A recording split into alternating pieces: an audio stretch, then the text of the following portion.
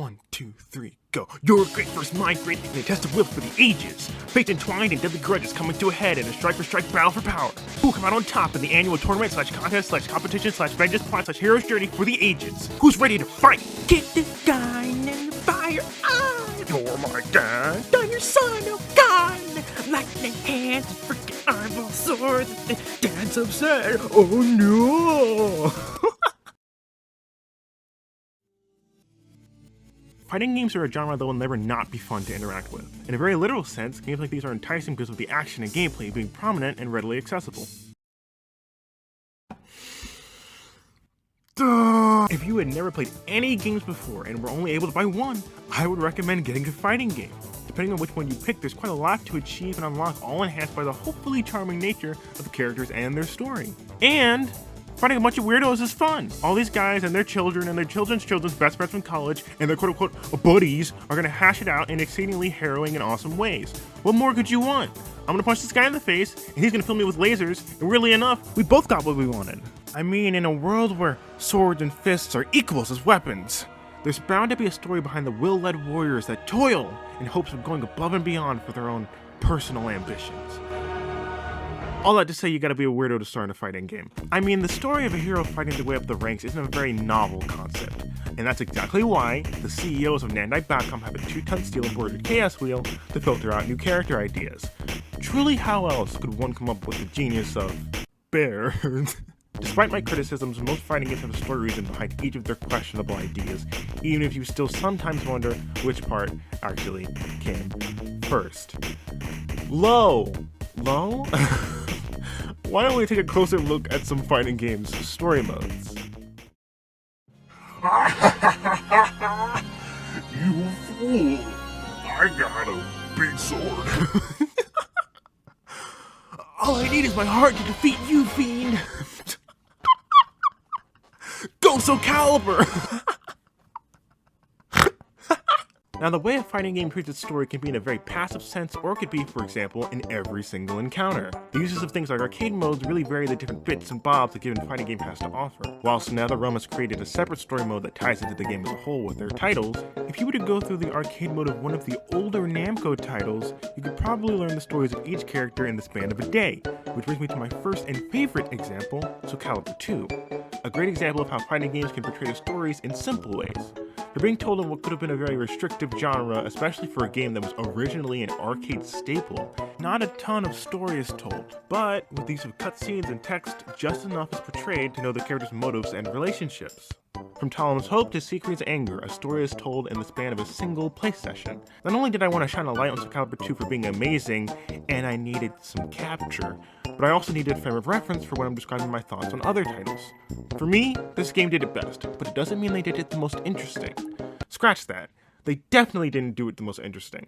Let's talk about Aliens, or Devil Yakuza, or frickin' Galactus. It seems the very base nature of a premise for a fighting game has to involve some unseen insanity or genius, and I would argue it's both. Therefore, when examining the number of ways a given title can choose to present its story, you tend to stumble upon the extremes. So, let's start with a high note and see how far we can fall.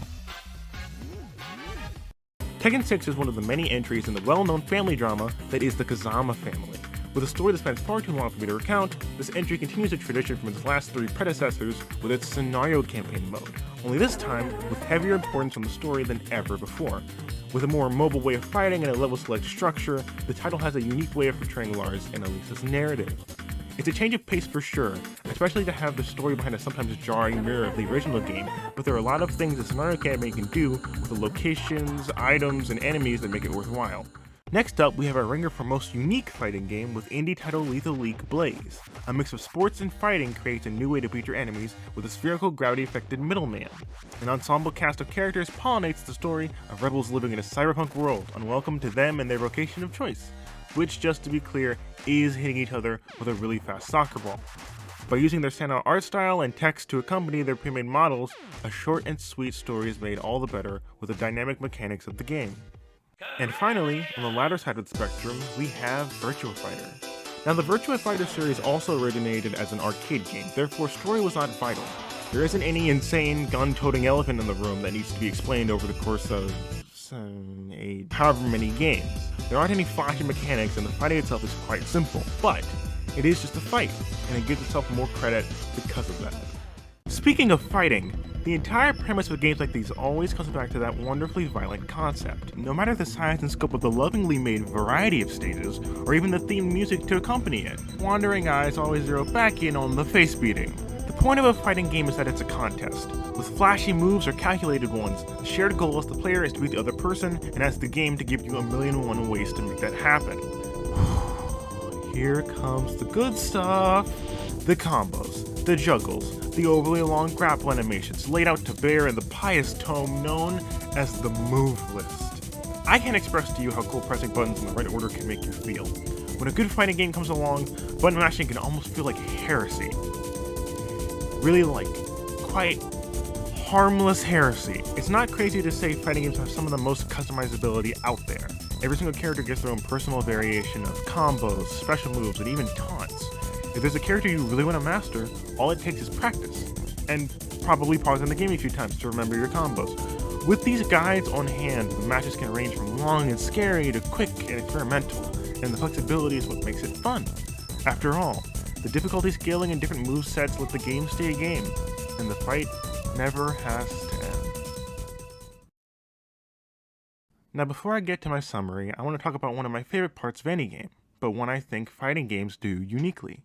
And that is the— Hold on, bit of a tangent before the tangent. Remember Pokken Tournament? I mean, there was a part of me that did question if Pokemon titles count for this video, but obviously there's many more RPG elements that fill out those games.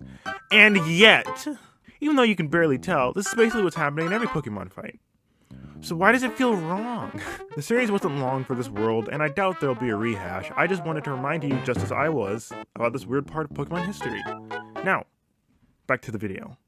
Now before I get to my summary, I want to talk about one of my favorite parts of any game, but one I think fighting games do uniquely, and that is the extras. Weirdly enough, I found that for me, one of the most intoxicating aspects of certain fighting games is the sense of miscellaneous customizability that can be found in them. Not all of it makes sense, and there's so much of it that can feel almost useless trying to navigate, but when it comes around in a big way. And there are a lot of lovable things that sometimes aren't easily noticeable. From character outfits to music to even hidden lore, the extras can deepen your love for a game with things you wouldn't even think to look for. And that's everything I wanted to say. So, to summarize, a genre beset by chaos and filled with fun, fighting games have an unmistakable place in gaming culture.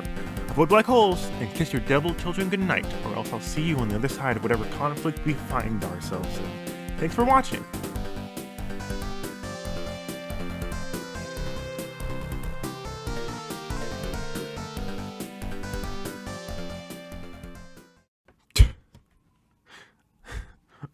I've got a big sword.